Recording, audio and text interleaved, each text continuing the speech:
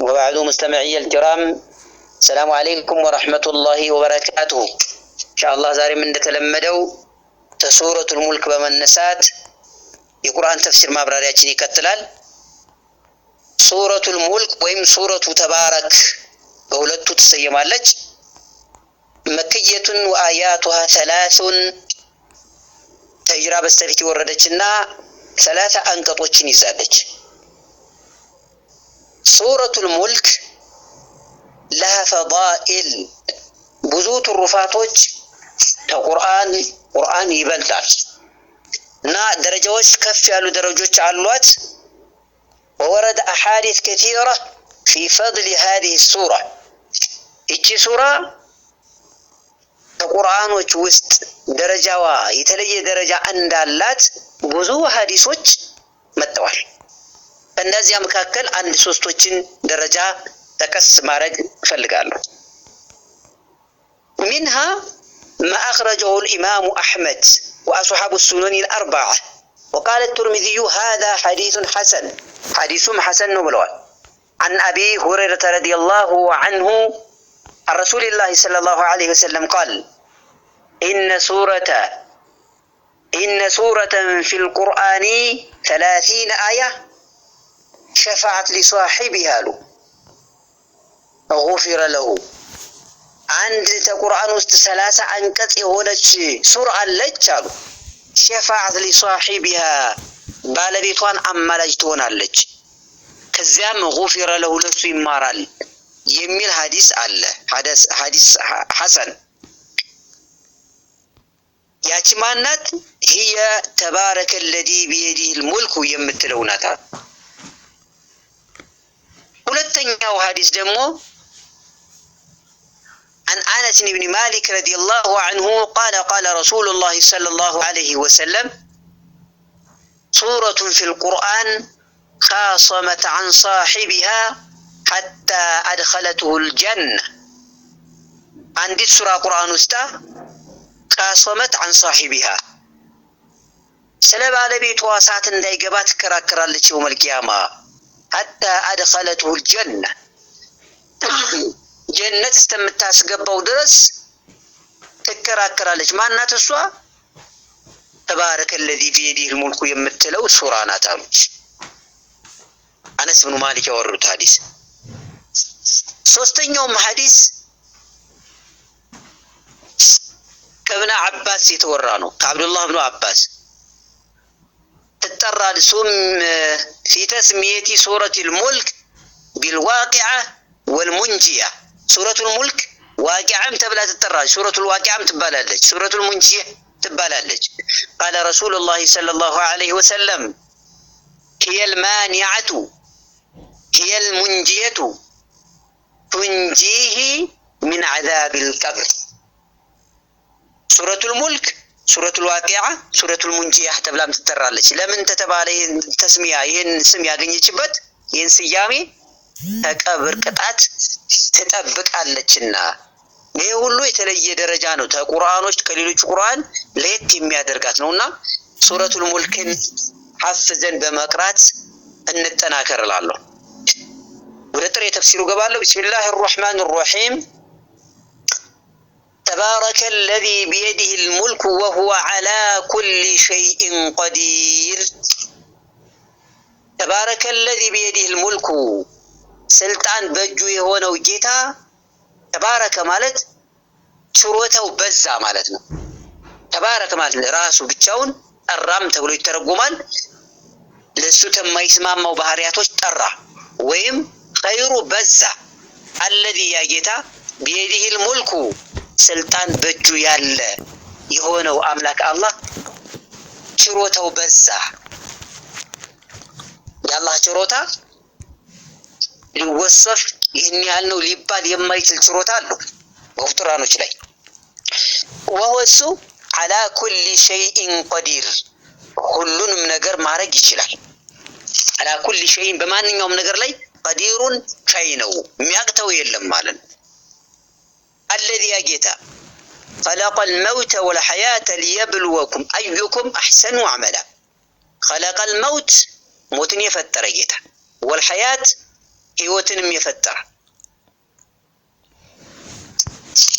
ሀያትን የፈጠረ ሲል ሀያት ማለት የትኛው ነው? ሞት የሚባለው የትኛው ነው?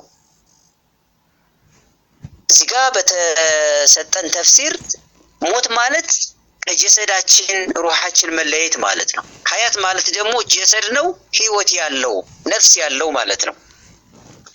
ሞት የሚለው ሁለት ተፍሲር አለው። እዚህ ጋር ከኖርን በኋላ የምንሞተውን ሞትን የፈጠረ ተብሎም ተተርጉሟል። አይ አይደለም። ሞት ማለት ካልነበርን ድሮ ሳንኖር የምንኖረው ሐል እሱ ሞት ነው የሚባለው። ያንን ታለ መኖር ወደ መኖር ያመጣን ጌታ ማለት ነው። አልመውት ማለት አደም ያልነበርነውን ወደ ህይወት ያመጣን ጌታ። ያንን ያደረገው ለምንድን ነው? ሞት የሚለውን ደግሞ ከኖር በኋላ ከተፈጠረ በኋላ መሞትን የፈጠረ ተብሎም ይተረጎማል ብያቸዋል። ሞትና ህይወትን የፈጠረው ለምን ሀጃ ከሆነ የሚባለው ሊያብሉወኩም ሊፈትናችሁ ነው። አዩኩም አሕሰኑ ዐመላ ስራችሁ ያማረው ማንኛችሁ እንደሆነ ለመፈተን ነው። ሞት ባይኖር ህይወት ባይኖር ከሞት በኋላም ደግሞ እንደዚሁ መነሳትም ባይኖር ዱንያ ላይ መድከማችን መልፋታችን ፋይዳ የለውም ነበር እና ሀያትንና ሞትን የፈጠረው ሊፈትናችሁ ነው። አዩኩም አሕሰኑ ማንኛችሁ እንደሆናችሁ ዐመላ ስራው ያማረው ከመካከላችሁ ማንኛችሁ እንደሆናችሁ ሊፈትናችሁ ሞትንና ሀያትን የፈጠረ ጌታ ነው። ወሁል አዚዙል ገፉር አዚዝ አሸናፊና አልገፉር እጅግ መሀሪ የሆነ ጌታ ነው።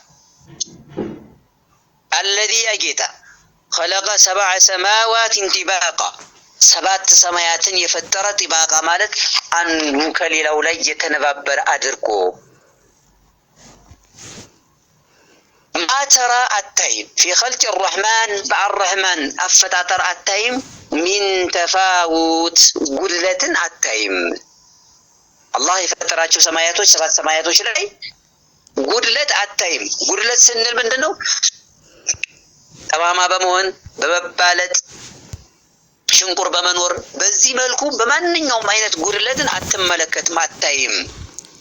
ፈርጅዒል በሶረ ሀል ተራ ሚን ፍጡር ፈርጅዒል በሶረ አይንህን ደጋግመህ ተመልከት ወደ ሰማይ።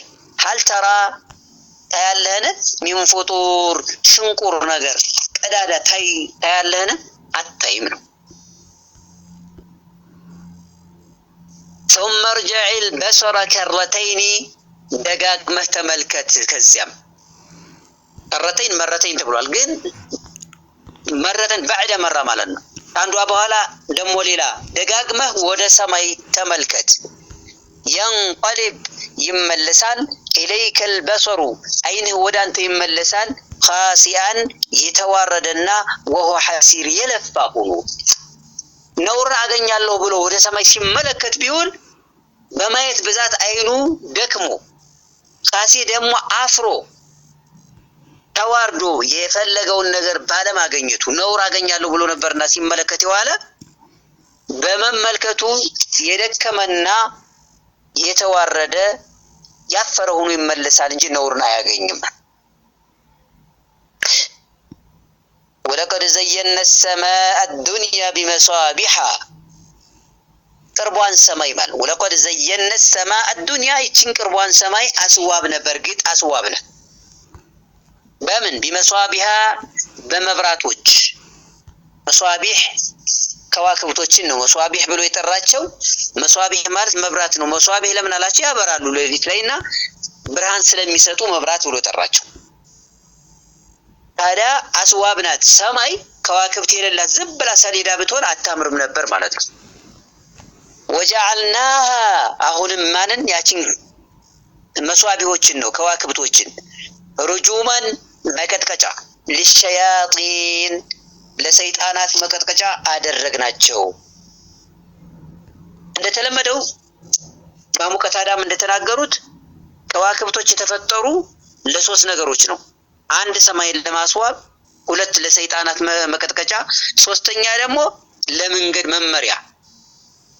ከዚህ በላይ መልስ የሚናገር ካለ የከዋክብቶች ፋይዳ ከዚህ በላይ አላቸው ብሎ የሚናገር ካለ ተሳስቷል ይላል።